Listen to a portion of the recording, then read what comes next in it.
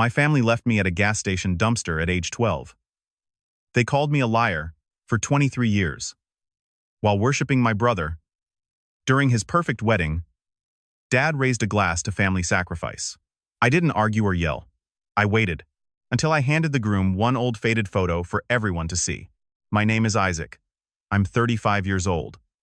And the first thing you need to understand is that I loved my family. I know how that sounds given what I'm about to tell you, but I did. I loved them the way kids love, without conditions, without receipts, without any understanding that love can run in only one direction. I was 9 years old when I memorized the entire starting lineup of my father's favorite baseball team.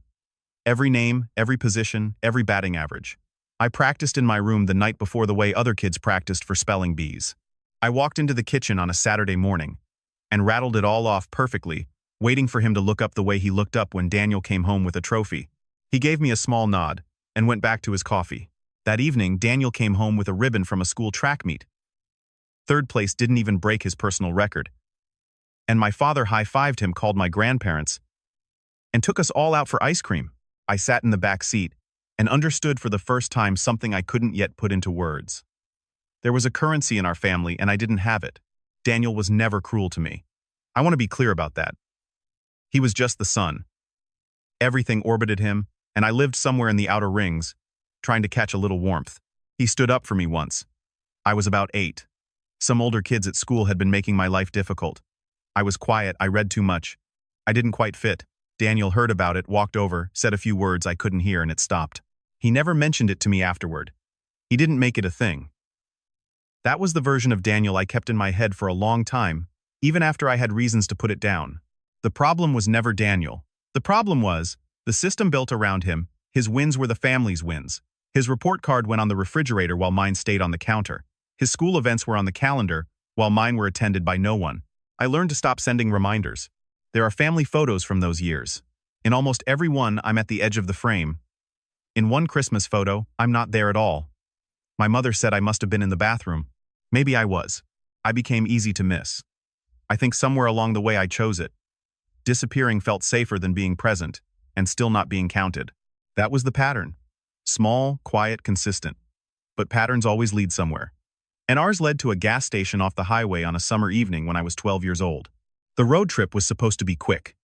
We were driving back from visiting relatives, a few hours on the highway, nothing unusual. Daniel had a tournament the next morning. My father wanted to be back before dark. I was 12. I'd been sitting in the back seat for 2 hours when my stomach turned. I asked if we could stop at the next gas station. We stopped. I went inside, used the bathroom, stood in front of the snack display for maybe 3 minutes. I didn't buy anything. I walked back outside. The car was gone. I walked the entire lot twice. I checked both sides of the building. I went back inside and asked the woman at the counter if I could use the phone. She slid it across without looking up. I called home. It rang 6 times. No answer. I called again. Nothing. There was a man near the fuel pumps, big loud, kept looking over at me in a way I didn't like. I moved away from the entrance and found a spot behind the dumpster at the far side of the building. It wasn't a good spot, but it had a wall on 2 sides, and that felt like something. I sat there as the sun went down. I could smell the trash and the exhaust from the highway. The fluorescent sign above me buzzed and flickered. Trucks flew past without slowing. I kept thinking, any minute now. Any minute my father would come back. Any minute there'd be some explanation. I waited until the sky went completely dark. The only light left was that flickering sign above the dumpster. It was Mrs. Valencia who found me. She was my 7th grade English teacher passing through on her way back from visiting her sister. She recognized me across the lot. She brought me inside, bought me hot chocolate, and called my parents. They picked up for her on the 2nd ring. Before she drove me home, she took out a small camera and took a photograph. Quietly. Like it was something that simply needed to be done. In the car, she handed me the print and said, "Keep this, so you never forget what you survived." I didn't fully understand what she meant. Not that night. I think I finally understand it tonight. My mother was irritated when Mrs. Valencia pulled into the driveway. Not relieved. Not rushing out the front door. Irritated, standing in the doorway with her arms crossed like we had inconvenienced her by arriving at that hour. My father met us in the hallway. He looked at me the way he looked at things that were taking too long to resolve. Then he said, "You need to stop making everything into a production. We came back and you weren't where you were supposed to be. That was it. That was all he said. I was 12 years old, and I had just spent 4 hours sitting behind a dumpster in the dark. And the lesson I was given was that I had been in the wrong place. I didn't argue. I don't know if it was shock or exhaustion, or just the simple understanding that there was no version of this conversation where I would be heard. I went to my room, put the photograph in the back of my desk drawer, and went to sleep. Nobody mentioned the gas station again. Not the next morning. Not that week. Not ever. So I adjusted. Not all at once, it happened slowly the way these things do. I stopped reminding my parents about school events they might not attend anyway. I stopped saving them seats at things. I was present at the dinners, the holidays, the obligatory gatherings. I showed up, I was polite, I caused no friction. The family interpreted this as proof that everything was fine. I became the easiest version of myself to ignore. And somehow that seemed to satisfy everyone. Years passed. I moved out. Built a quiet life. And for a long time I told myself it was enough that I had simply grown past it the way adults are supposed to grow past things. Then about 11 years ago I tried one more time. I sat across from my father at the kitchen table, just us, and I said plainly that I needed to talk about what happened that night. He listened for about 45 seconds. Then he pulled a piece of paper from the counter, wrote something on it, folded it, and slid it across the table. It said, "Let it go. This is over." His handwriting. His words. Signed with his name, like it was a business decision. I folded it and put it in my wallet. And it stayed there for 11 years. The wedding invitation arrived on a Tuesday. I know because I remember standing at the mailbox looking at the label printed not handwritten. Every other envelope in the stack for family members had been addressed by hand. Mine had a label. I was seated at table 7. I found this out through a cousin, not through Daniel. I RSVP'd yes, and didn't say anything. A few weeks before the wedding at the engagement party, Daniel's fiancée Emily found me near the edge of the room. She was warm in the way that people are when they're genuinely paying attention, not just being polite. We talked for a few minutes, and then she said something that I've thought about many times since. "Daniel almost never mentions you," she said, "and everyone else in the family talks about each other constantly." I noticed that a while ago. I told her we had a complicated history. She nodded like that was exactly what she'd expected to hear. She mentioned she had tried to look me up online and found almost nothing, which she said felt strange for a family that described themselves as close. She didn't push. But before she moved on, she looked at me and said, "I just want to know who I'm actually marrying into." If that makes sense? It made complete sense. About 2 weeks before the wedding, I asked Daniel to meet me for coffee. Neutral ground his suggestion, a place near his office. He showed up in a good suit. I showed up in my work clothes. We sat across from each other, and I said it plainly. I need to know that Emily knows what happened at the gas station. And if she doesn't, I'd like to be the one to tell her. Not you, not mom and dad. Me. Daniel wrapped both hands around his coffee cup. He looked at me the way my father had always looked at things that were taking too long to resolve. "Man up, Isaac," he said. "It was 23 years ago. We were kids. Let it go." I counted silently. He said some version of "let it go" 3 times in the next 5 minutes. The third time I stopped responding. I just watched him talk. And I understood clearly, and without anger, that I was done asking permission. He looked at me across the table and told me I was making something out of nothing. And I knew sitting there that this was the last private conversation I would ever try to have about this. 3 days after that coffee, my father sent a note. Not a call. A note handwritten slipped inside a plain envelope addressed to my apartment. It said that if I caused any trouble at the wedding, there would be consequences.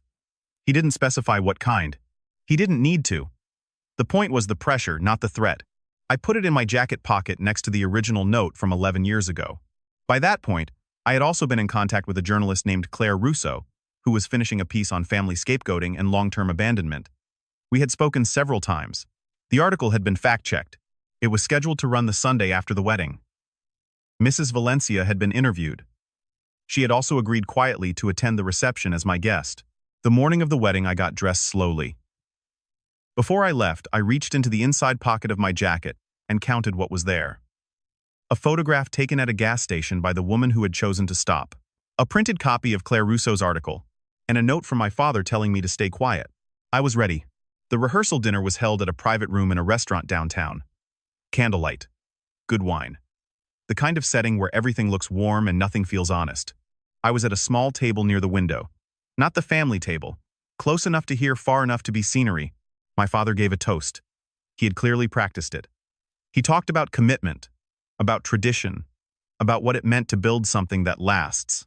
He looked at Emily's parents while he spoke the way a man does when he wants to be believed by the right people. Then he said something that made me set down my fork. We taught our boys that life doesn't wait for you. You move forward. You figure it out. You get back in the car. He smiled. The room smiled with him. Emily's mother touched her husband's arm.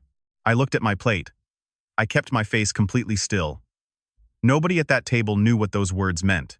Nobody in that room understood that the man saying them had once left a 12-year-old boy at a gas station and driven home.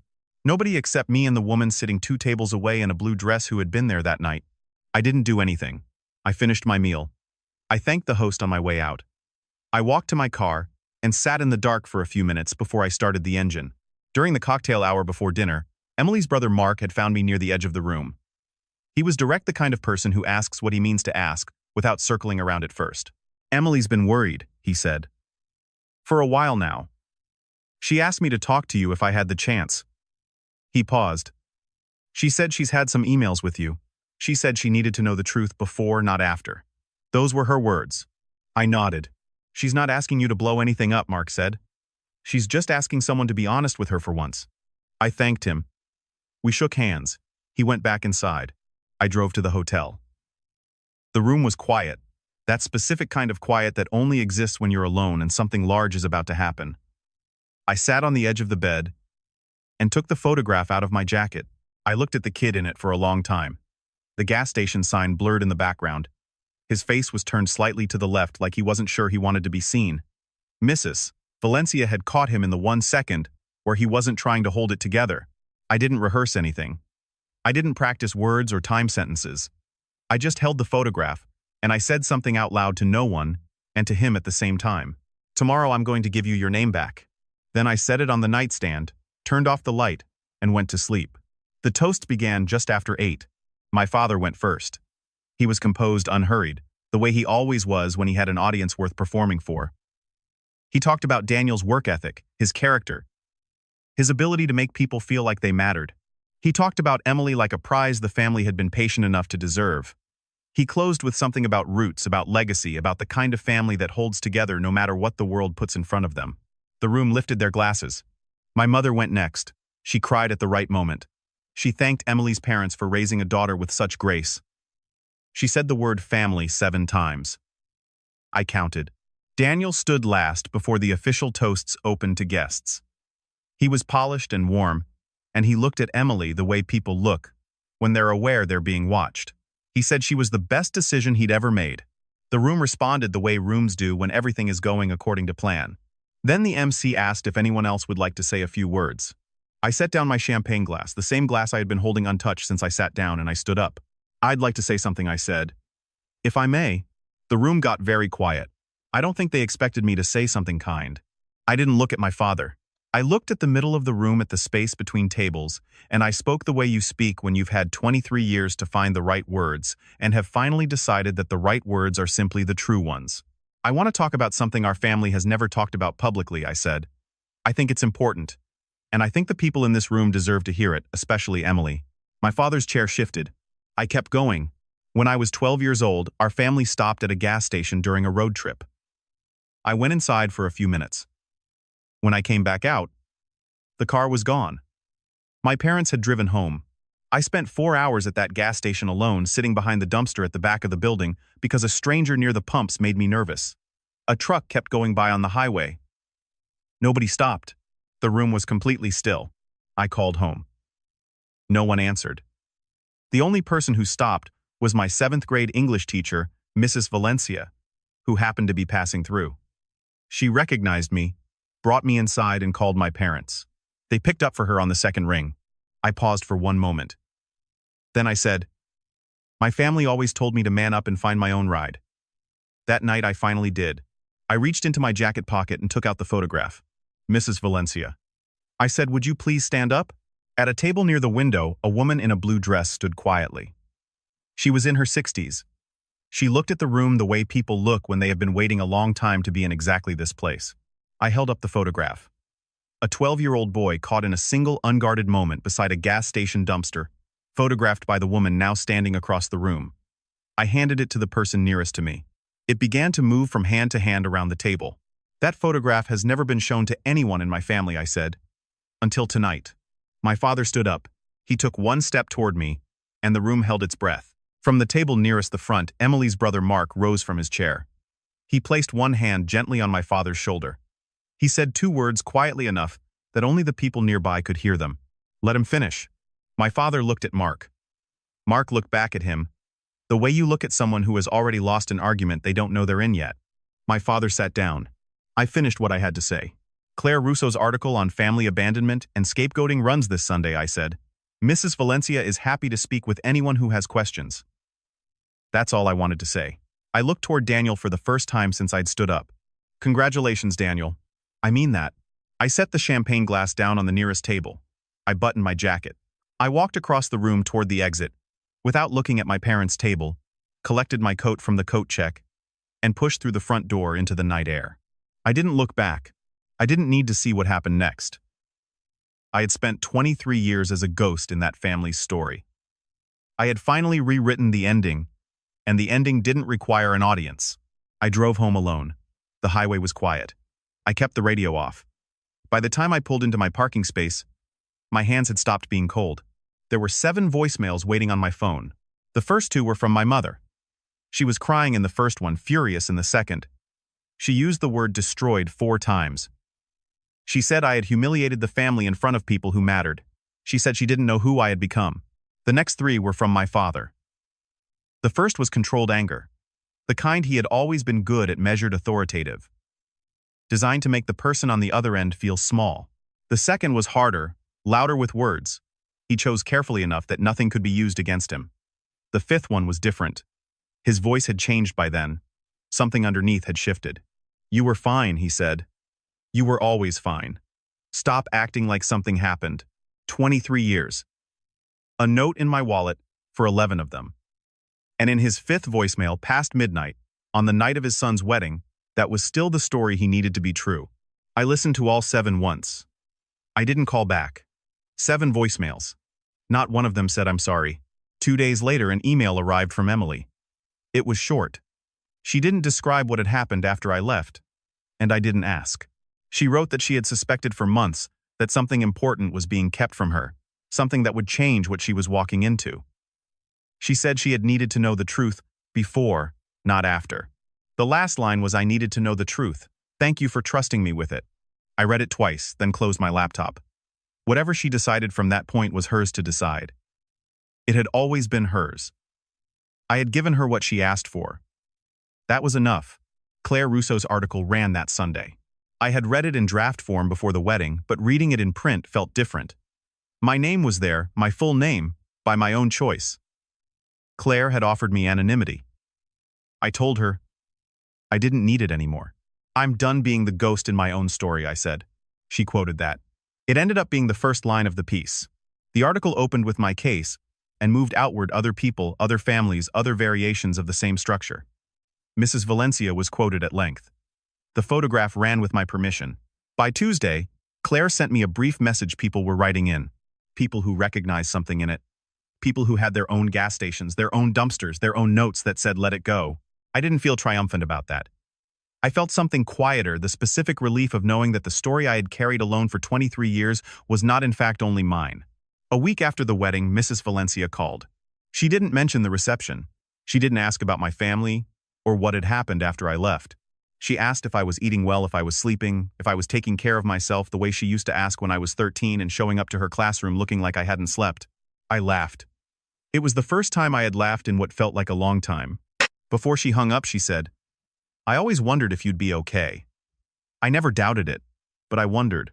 I told her I was glad she stopped that night. So am I, she said. A few months later, I started volunteering with a nonprofit that works with teenagers who have experienced family abandonment. I go in twice a week. I sit across from kids who are learning the hard way that the people who were supposed to choose them didn't. I don't tell them it gets easy. I tell them it gets clearer. I tell them that the story they were handed is not the story they have to keep. That's what rewriting the story means, I think. Not erasing what happened. Not pretending the gas station didn't exist, or that the dumpster wasn't real, or that the note wasn't sitting in my wallet for 11 years. It means deciding that those things are the beginning of the story, not the whole of it. I still have the photograph. It sits in the inside pocket of the same jacket I wore that night. Sometimes I take it out and look at it. The kid with his face turned slightly away, the fluorescent sign blurred above him, the whole weight of that night caught in a single frame. Then I put it back. And I drive. They told me to man up and find my own ride. I did. It just took me 23 years to figure out where I was going.